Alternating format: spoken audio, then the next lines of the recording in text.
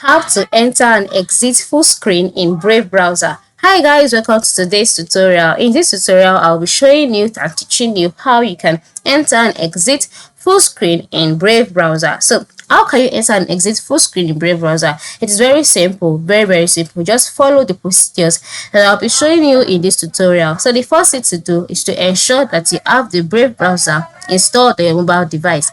Installed on your PC. Once you have it installed, just go ahead and launch it. Once it is launched, you'll be brought to the tab where you'll see different options on the page. And then the next thing to do is to move to the top right corner of the screen where you'd see three dashes. Ensure you click on it.